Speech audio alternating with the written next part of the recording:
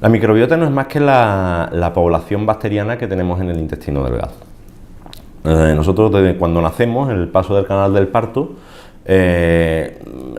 la primera bocanada de aire, la primera tragada, digamos así, pues nos colonizamos con miles de bacterias, miles de millones de bacterias. Esas bacterias permanecen en nuestro intestino delgado y son básicas, fundamentales para hacer los procesos de digestión de muchos alimentos. Es decir, hablando así muy burdamente, si no tuviéramos bacterias en el intestino delgado, no sobreviviríamos, no podríamos vivir. Con esas bacterias tenemos una relación de simbiosis en las cuales, pues bueno, esas bacterias están ahí en nuestro intestino, no nos provocan daño, se benefician del alimento que nosotros nos damos y de tener un sitio para vivir, y nosotros al mismo tiempo nos beneficiamos de los procesos digestivos que ellas hacen.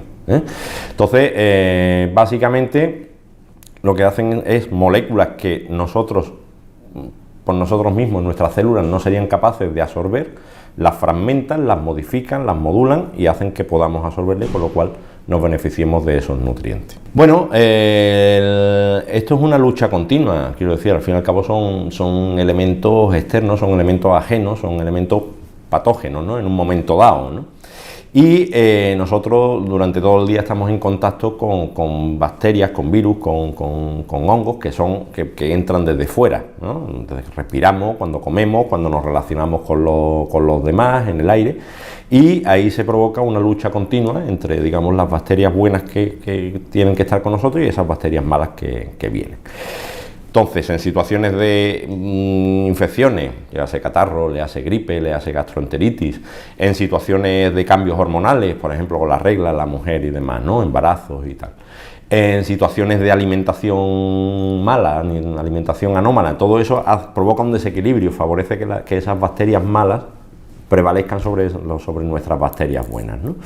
Entonces, la forma de preservarla es llevar una vida lo más ordenada posible, ¿no?, en cuanto a alimentación, en cuanto a estrés, en cuanto a todo lo que hacemos, todas nuestras actividades durante las 24 horas, ¿no? Pero sí es verdad que hay cierta ayuda con probióticos, ¿no? Los probióticos, al fin y al cabo, no son más que fármacos, no son realmente fármacos, son suplementos nutricionales que lo que hacen, digamos, es dar un empujoncito a esas bacterias buenas, ¿no? Dar un suplemento, dar un extra, ¿no? Con lo cual esa batalla pues aumenta el número de las bacterias buenas luchando contra las malas, ¿no? También después hay prebióticos, que son sustancias, digamos, de las cuales se alimentan esas bacterias, vitaminas, minerales y demás, que le dan el sustento, que le dan el sustrato para ser más fuertes, para poder luchar contra esas bacterias malas, ¿no? Con eso sí podemos ayudar, no podemos cambiar nuestra vida, nuestro metabolismo, pero sí podemos ayudar a eso, ¿no? Igual que ese tipo de productos vienen bien en situaciones de una gastroenteritis, por ejemplo, de cualquier infección o de cualquier proceso de estrés o proceso de hospitalización, por ejemplo, ¿no? También es verdad que hay que matizar que cuando hablamos de probióticos no podemos generalizar, quiero decir, probióticos no son más que bacterias. Entonces, bacterias hay muchas cepas, es muy diferente el tipo de cepa que uno le pueda dar como suplemento. También hay mucha variación en la cantidad, es muy importante la cantidad de bacterias que se tome, Muchas veces los probióticos que hay en el mercado pues no tienen el número suficiente de bacterias y no sirven para gran cosa.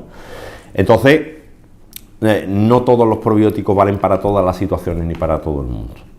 Hay cepas de bacterias que ayudan más en situaciones que predomina, por ejemplo, la diarrea. Hay cepas que ayudan más a los síntomas tipo gases, tipo meteorismo, etcétera y demás, y eso tiene que estar muy bien regulado y muy bien aconsejado, ¿no? La disbiosis no es más que esa alteración, es decir, ese desequilibrio que se produce en el cuando vienen bacterias que no deben de estar ahí, luchan contra las que están y le ganan y ocupan ese puesto. Entonces, en ese momento, pues el proceso de la digestión de esos nutrientes, de esos alimentos, pues no se realiza bien porque esas bacterias ajenas no son capaces de realizarlo. Y entonces suelen aparecer síntomas pues muy variados, ¿no? de cambios en el hábito intestinal, de hinchazón, de gases, de pesadez, etcétera, etcétera, que no es más que un reflejo de un cambio en esa flora bacteriana, ¿no? Bueno, están muy relacionados, es decir, cada vez hay más estudios que relacionan que uno de los factores predisponentes a la obesidad y a las alteraciones metabólicas, no solo diabetes, sino también incluso está relacionado con la hipertensión, está relacionado con otros factores de síndrome metabólico. Uno de los causantes son las bacterias, ¿no? Las bacterias intestinales, ¿no? Ese cambio en la flora. Entonces, bueno, todavía no hay ningún dato claro de decir esta bacteria es la que está relacionada con esto, ¿no? Y probablemente no sea un mecanismo único, sino que sea algo multifactorial. Pero que hay una relación y que contra peor tengamos ese equilibrio, contra peor tengamos nuestra calidad de nuestras bacterias propias que están con nosotros, hay mayor predisposición a ser obeso, mayor predisposición a padecer ciertas enfermedades, sin ningún tipo de duda, sin ningún tipo de duda. Eso en los próximos años, no demasiado tarde, se verá muy bien la relación exacta entre ya cepas concretas, pero en general una disbiosis predispone a ciertas alteraciones, entre ellas la obesidad, sin duda. Ten en cuenta que todo es un equilibrio, es decir, todo es una fina línea en la cual, bueno, pues no es algo homogéneo, sino que vamos oscilando, ¿no? Durante el día, pues no estamos igual a las 10 de la mañana que a las 8 de la tarde, no hemos comido lo mismo un día que otro, entonces todo eso va alterando y esas alteraciones pues no nos damos cuenta, pero dentro se está provocando una guerra en todo momento, una guerra que dura 24 horas, los 7 días a la semana, los 365 días al año. Entonces, cualquier alteración ahí, en ese microambiente, hace que ciertas enfermedades aparezcan, y una de ellas es la alergia alimentaria. Si esas bacterias defensivas nuestras no están ahí, se generan huecos, para que me entiendas, y entonces nutrientes que antes pasaban filtrados por esa bacteria pueden pasar enteros y podemos ser alérgicos a eso, claro que sí. Claro que sí.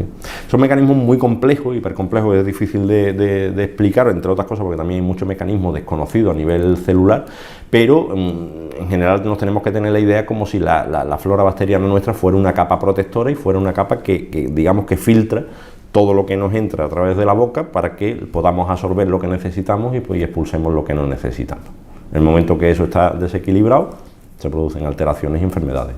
Clínica Dr. Sánchez Muñoz, médico especialista en aparato digestivo con más de 15 años de experiencia. Realizamos endoscopia digestiva y colonoscopia con sedación en unas modernas instalaciones con tecnología de última generación. Clínica Dr. Sánchez Muñoz. Estamos en calle Ruiz Zorrilla 11 bis, Bajo, en El Secano, Algeciras. Teléfonos 856-128-051 y 956-799-142 y en www.digestivosanchezmunoz.com.